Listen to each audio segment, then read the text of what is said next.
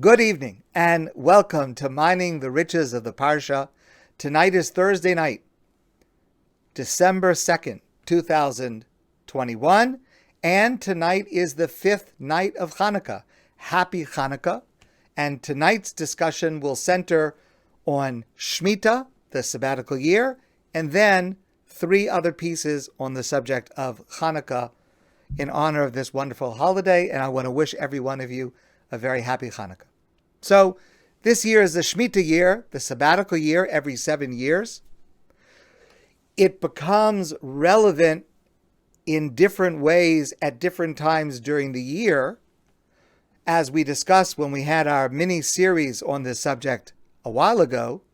For example, vegetables are starting to come to market from Israel that are subject to the Shmita rules, however you apply them, as we discussed earlier. And also remember, aside from the agricultural aspect of Shmita, this is a year of Shabbos, as we discussed. And it requires ongoing consciousness and reminders to keep it meaningful for us. We discussed various aspects of how Shmita applies to us and is meaningful to us and has certain values and outlooks in addition to specific actions. But we need to be reminded of that. I saw something that expresses Shmita beautifully and powerfully. And it was a helpful and needed reminder to me of what Shmita should be doing for us this year. And for that reason, I share it with you now. It is a poem titled "The Moment" by Margaret Atwood. The moment when, after many years of hard work and a long voyage, you stand in the center of your room, house, half-acre, square mile, island, country, knowing at last how you got there, and say, "I own this," is the same moment when the trees unloose their soft arms from around you, the birds take back their language, the cliffs fissure and collapse, the air moves back from you like a wave, and you can't breathe. "No," they whisper, "you own nothing. You were a visitor, time after time, climbing the hill, planting the flag, proclaiming. We never belonged to you. You never found us. It was always the other way around." That is precisely what Shmita is teaching us this year.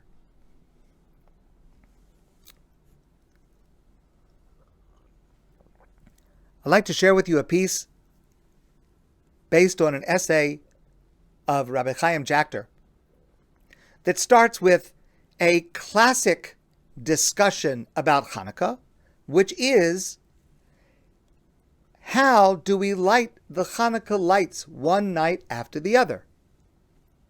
And that's the subject of a dispute in the Talmud between Beis Shammai and Beis Hillel, the Academy of Shammai and the Academy of Hillel. Beis Shammai says on the first night of Hanukkah we light 8 lights. On the second night, 7.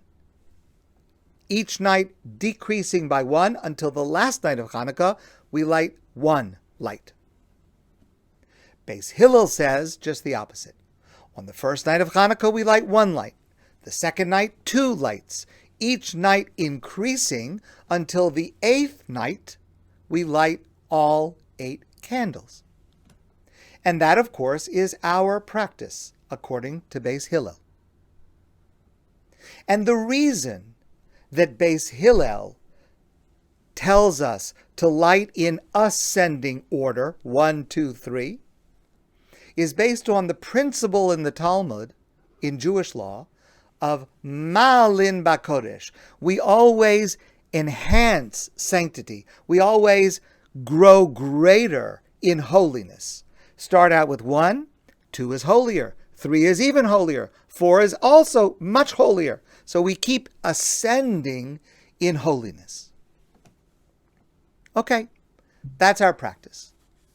But this concept of Malin Bakodesh, we increase and enhance holiness in the order in which we do religious rituals. What does that mean in practical terms? So, in order to explain this, let me start with a different question. There's a prayer that we say on Hanukkah. We say it in the Shmona Esrei, the Amidah. We also say it in the Benching, Birkat HaMazon. It starts with the paragraph Al Hanisim. We thank God for the miracles that He performed. And then there's a paragraph that describes, very briefly, the Hanukkah story. Bimei Matisyahu ben Yochanan Kohen Gadol Chashmonayu v'anav Kisha Amda Malchus Yavan Arshal Amcha Yisrael. In the days of Matisyahu, the son of Yochanan, the Kohen Gadol, the high priest, and his sons, the Assyrian Greeks rose against us to prohibit us from following our religion. But a small band rose up against them, and God helped them to be successful. And the victory of Hanukkah is celebrated every year at this time. The beginning of the paragraph, we meet this person, Matisyahu. He is the son of Yochanan Kohen Gadol. Yochanan, the high priest. Yochanan Kohen Gadol is a very interesting person. Now, I must point out before we go any further that there is somewhat of a dispute about exactly who this Yochanan Kohen Gadol is. But according to at least one of the main opinions, he is the same person who is referred to a number of times in the Talmud, a very interesting person, and I'm going to tell you about him in just a moment. But the question to start with is, why do we need to know the name of Matisyahu's father? Why doesn't the prayer just start, Bimei Matisyahu, in the days of Matisyahu? Yes, it's true. In Jewish law, a person is named, my name, the son of my father's name. Yes, that's generally true. But it's also true in the Torah that often we find a person referred to just by their name. Eliyahu Hanavi, Elijah the prophet. Avraham Avinu, Avraham our forefather. Moshe Rabbeinu, Moshe our teacher. Why do we have to know the father's name of Matisyahu? This person, Yochanan Kohen Gadol. Well, as I said to you, he is a very, very interesting person. First of all, he's a very important person in the Talmud. Number one, he is a Kohen Gadol. The high priest was the highest spiritual leader of the Jewish people, and at certain times in history, he was also the highest temporal leader of the Jewish people. He was a very powerful man.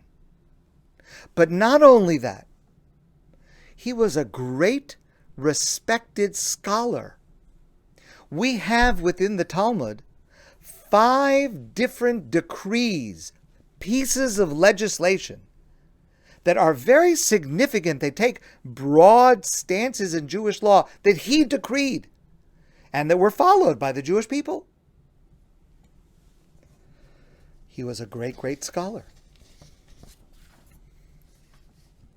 But then the Talmud tells us something that is just astounding. The Talmud tells us that Yochanan Kohen Gadol served as the Kohen Gadol, the high priest, for 80 years. Now, I don't know exactly how old that makes him. 100, 95, I mean, something like that. He had to have been in his 90s. And after serving as a Kohen Gadol, as the highest spiritual leader of the Jewish people for 80 years, he lost his faith. And he became a heretic, an apikoros. So now the question is even stronger. Why on Hanukkah do we make reference at the beginning of this paragraph that describes to us what Hanukkah is all about? Why do we even mention this person who, in such a bizarre, horrifying way at the age of, 90-something, went off the path and left religious Judaism, left belief and faith? Very, very strange. A very complex individual, but very strange that he should be so prominently mentioned in association with Hanukkah. So listen to this answer, because I think that it is remarkably insightful. It relates to something that I said a couple of weeks ago in a different context. There's a rabbi in New Jersey. His name is Rabbi Joel Grossman. And when he was a teenager, he was kind of the assistant to Rabbi Moshe Feinstein when Rabbi Feinstein would come to visit in Monsey, New York. Rabbi Feinstein, of course, was the greatest Torah leader and scholar of his generation. And his daughter and son-in-law lived in Monsey, New York. And when he would come to visit them in Monsey, this Rabbi Joel Grossman, but at that time he was just Joel, he was a teenager, he's the person who would drive him around, he would carry his bags, he would escort him to the synagogue, he would assist him while Rabbi Feinstein was there. It's a very great honor to be able to spend time in the immediate proximity to such a great person, such a great scholar.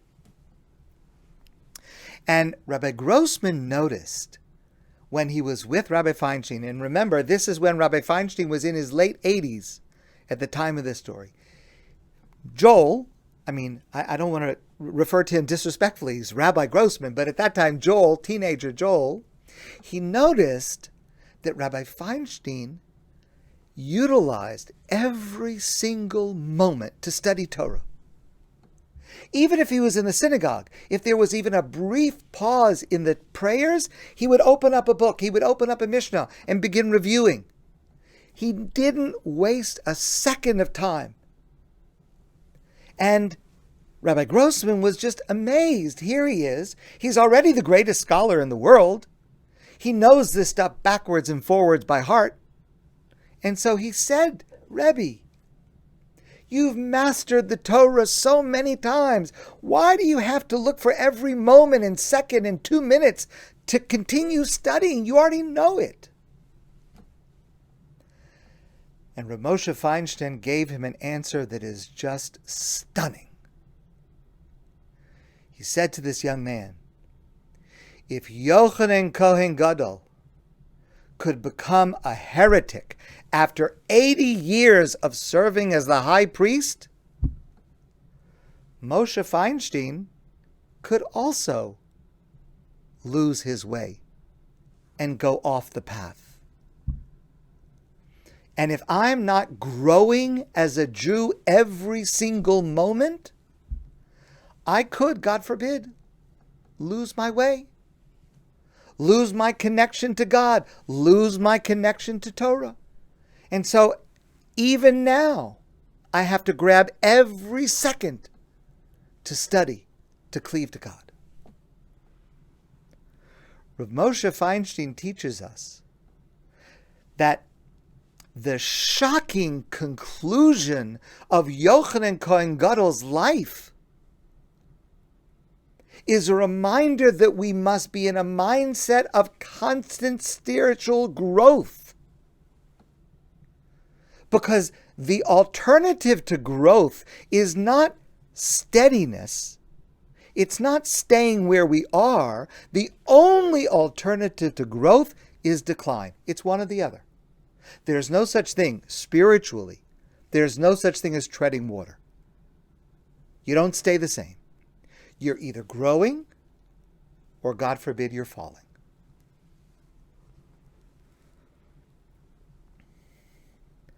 And this is the message that we highlight by adding an additional light each night of Hanukkah. This is what Malim Bakodesh means in very practical, relevant terms. It means that I start out with one light on the first night. But on the second night, I can't remain at the same level. I've got to grow.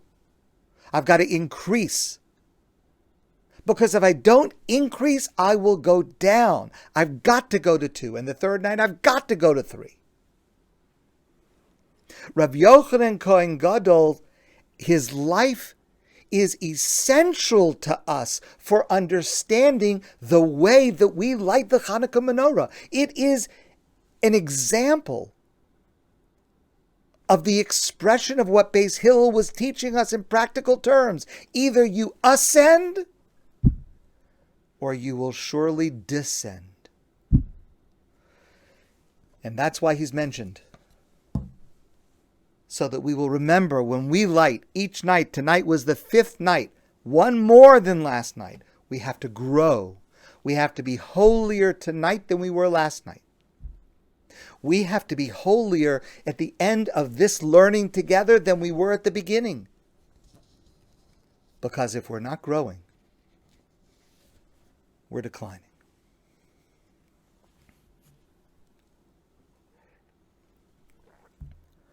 Allow me to share with you an insight from Rabbi Micha Odenheimer. He says that the miracle of Hanukkah may seem like a minor miracle. There was a small jar of oil. It was only enough for one day. It lasted 8 days. Didn't last forever. It lasted for 8 days. A minor miracle. We've discussed earlier this week some of the ramifications and significance of that miracle. But it's a small thing. Now, there is a term in Jewish literature, classical Jewish literature, for what happened. And the term is Hama'at Hamachazik et Hamaruba. When a small thing, when a little thing holds something very, very great. And this phrase, Hama'at Hamachazit es Hamaruba, this is used in several different contexts. It's used in connection with the Hanukkah menorah. It was a small miracle that contained within it a gigantic meaning and secret and significance. It is also the phrase that's used to describe Noah's Ark. Think about it. The Torah gives us the size of Noah's Ark. It wasn't that big. It wasn't as big as the Carnival cruise lines that we have today. And yet somehow 2 of every single animal and bird and insect fit. How did it fit? It was a miracle. Hama'at Hamachazik es Hamaruba. It was a small vessel that was able to contain a miraculously large amount. The Mishkan, the sanctuary that was built by the Jewish people, was a relatively small building. It contained God. Hama'at Hamachazik es Hamaruba. And we see the same phenomenon within the natural world. In biology, it's DNA. This double helix within our cells, tiny, can't see it with the naked eye. But that contains the plans for the entire human body, just in that DNA. Hama'at Hamachzik es Hamaruba. Think about the anatomy of sight, where through this tiny, tiny opening of our pupil, we're able to see majestic vistas and mountains and seas. The little that holds much is the triumph of quality over quantity. And that's the message of Hanukkah. The small number of soldiers who were able to overcome the gigantic Assyrian Greek army. The message of Hanukkah is that we need to remember the small. Holiness, the pure oil, was a small jar of oil. We don't need a lot of holiness. We just need a drop, a tiny amount. And from that tiny drop of holiness, everything can come. A flame is holy, even though a flame is tiny. Because when you light a flame with another flame, you still have the first flame in its original size. The miracle of Hanukkah, the secret of Hanukkah, the message of Hanukkah is that when it comes to holiness, Hama'at machazik es hamaruba, the tiny, the small, encompasses multitudes. And this insight delivers to us a great strength. Please listen to the words of Dr. Tzuriel Roshi. He spoke at a Hanukkah lighting ceremony at Ariel University in Israel a couple of days ago. And this is what he said. Fascinating insight. He said, usually we distinguish between what is fragile and unfragile. Fragile, like glass. You have to be careful, because if you drop it, it'll break. It's fragile. Unfragile is like plastic. If you drop it, nothing's going to happen. So there's fragile and there's unfragile. But there's a third type of object. The third type of object is antifragile. Antifragile refers to substances in nature that are not only unfragile, but the attempt to break them makes them stronger. Think of this example. You have a candle, you can blow it out with your breath. But if you have a raging fire, and then the fire is caught in a wind, the wind increases the fire. It makes it stronger. Fire in this example is unfragile. The more we exert a muscle, the more we cause it to resist, the stronger it gets. When our immune system encounters a hostile substance in a small dose, like a vaccine, it doesn't harm us. It is something that causes a defense to that substance to be developed within our body, and immunity is enhanced. Hanukkah is a holiday that reminds us that we are anti-fragile. A mighty empire tried to bring about the loss of our identity. They didn't only fail, the opposite occurred. We emerged from that experience hardened like never before. We clung to our faith, we clung to our land under impossible circumstances. Just like we read in the Haggadah on Pesach, B'chol dor vador, omdim aleinu l'chalosenu. In every generation they rise up against us to try to destroy us. But they don't only not succeed. The challenges and hardships we face only serve to strengthen us. And it's these little candles, the small drop of holiness that reminds us of this enormous power.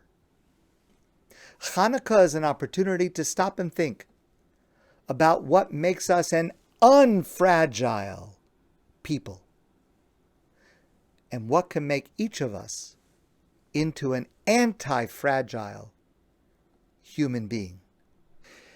There's so much going on around us and to us that makes us feel small, that challenges us. Hanukkah reminds us that small can be more powerful, and challenges can make us more strong, more able to flourish in life. Allow me to share one last piece. And this is partially based on an essay written by Rabbi Michael Rosenzweig.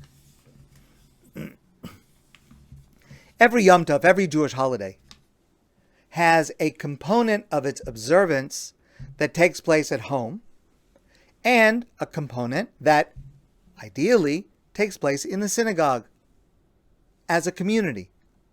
Of course, except during COVID, but under normal circumstances, there's a component to each.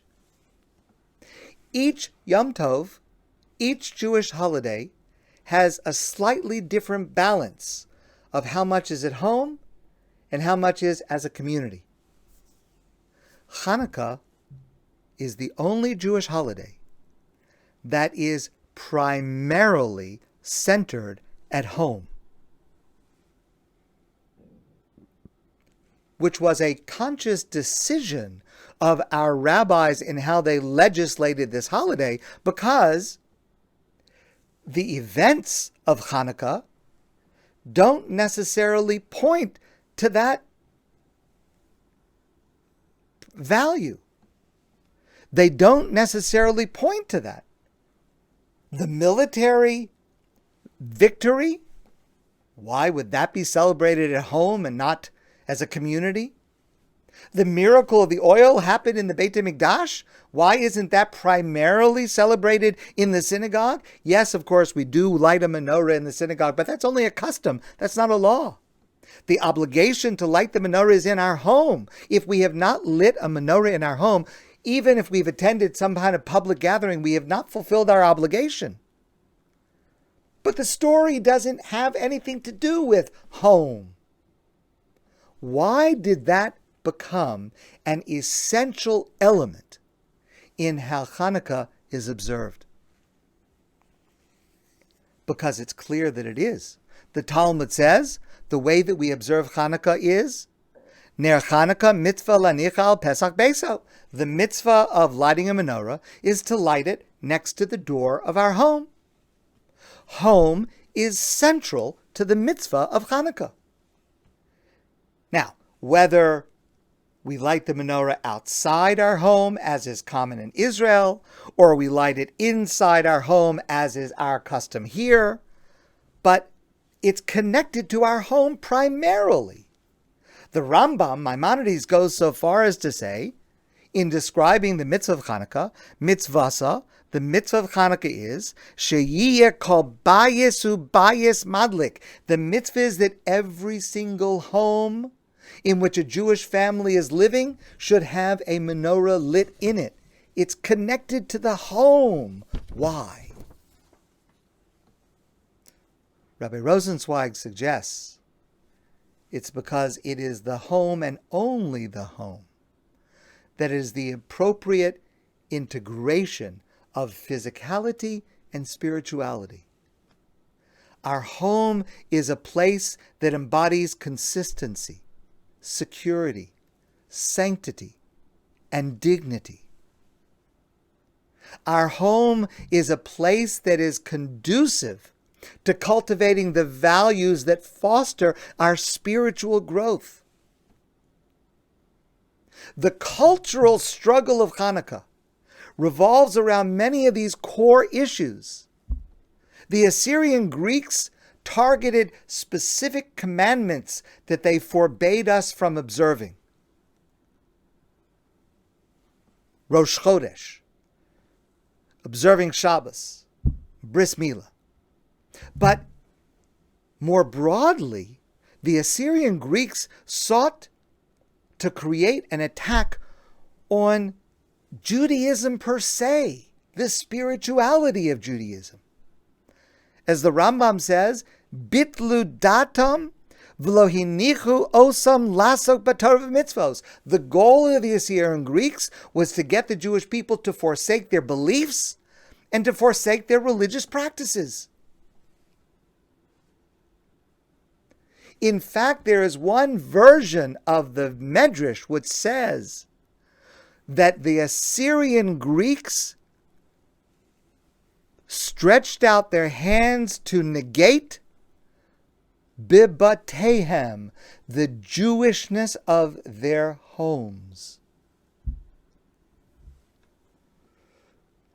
Hanukkah is anchored in the home, which is where those values are transmitted. And by anchoring Hanukkah in our home, it points out to us the centrality of our home for our Jewish identity, for our values, for the transmission of tradition from one generation to the next. Our home is what we celebrate on Hanukkah. There's a great story, I've shared it with some of you before in a different context, and it's told by the great Hasidic Rebbe, Reb Bunim. And he tells the story of a man named Isaac, the son of Yekish. He was a very poor man and he lived in Krakow in Poland. One night, Isaac had a dream. He had a dream, and in his dream he saw that there was a very large treasure buried near a bridge in Prague. And he saw in the dream the directions, how to get to this location. It was so vivid. He woke up, and at first he ignored it. It sounded surreal to him. But then the next night he had the same dream again. And he continued to have the same dream. And he started to think, maybe this is not so foolish. Maybe for some reason there's some message that is coming to me. I should go to this place and dig up this treasure. So he decided to take a journey from Krakow to Prague. Long journey, especially for a very poor man. He followed the directions in his dream, and they were perfect. And he came right to the bridge that he had seen in his dream. And he knew exactly where to dig to find this treasure. But there was one problem. The bridge was guarded by the king's guards. And he could not get near the bridge without being stopped. And so he stood at a distance watching day after day to try to figure out, how is he going to get this treasure that he knows from his dream is buried under this bridge? After several days of this, the captain of the guards noticed him standing there and came over to him and said, "What are you doing here? I see you standing here day after day. What are you doing here?" And so Isaac told him the story. He said, "I had a dream, and there's a treasure, and I want to be able to dig underneath the bridge to get this treasure for myself." The guard, the captain, started laughing. "You foolish Jew. You think a dream like that is true? I had a dream that there's some Jew named Isaac that lives in Krakow, and under his house there's a treasure. You think I'm going to follow that silly, foolish dream? And at that moment, Isaac understood. And he rushed back home. And he dug under his own home. And he found the treasure.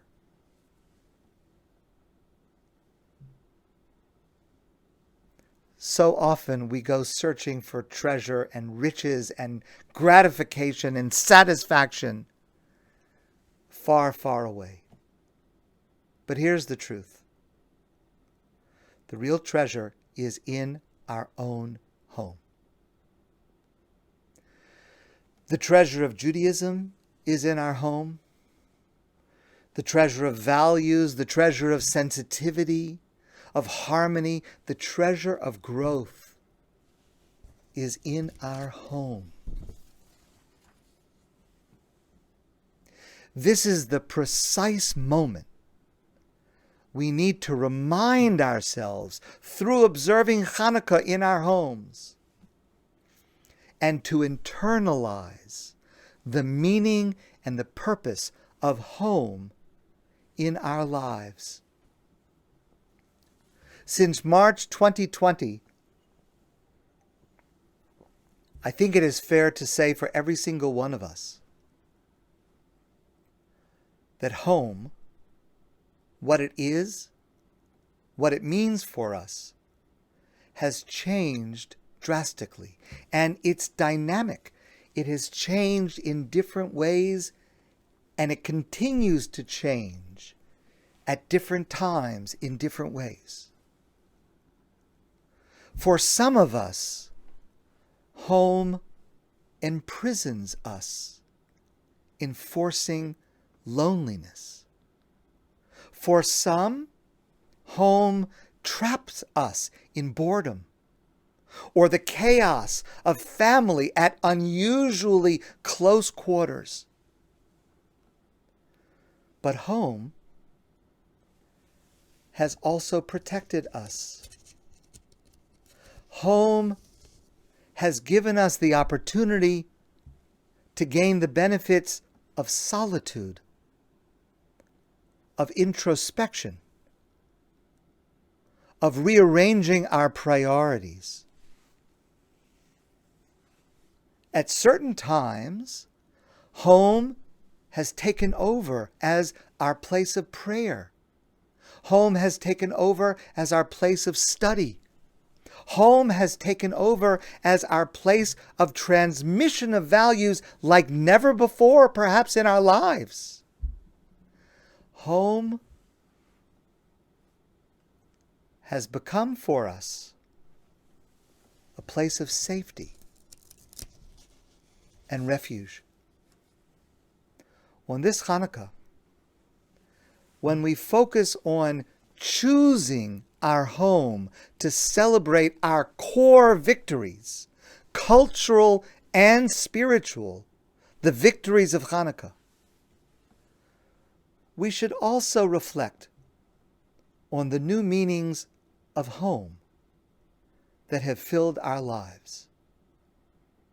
Some aspects we may be anxious to shed and leave behind, hopefully soon. But I hope each of us will consider some aspects that we will retain and cherish and expand. And the example of what home means for Hanukkah should lead the way. My friends, I want to wish you a wonderful evening, a great Shabbos, and a very, very happy and joyous Hanukkah. And I look forward to seeing all of you soon in person.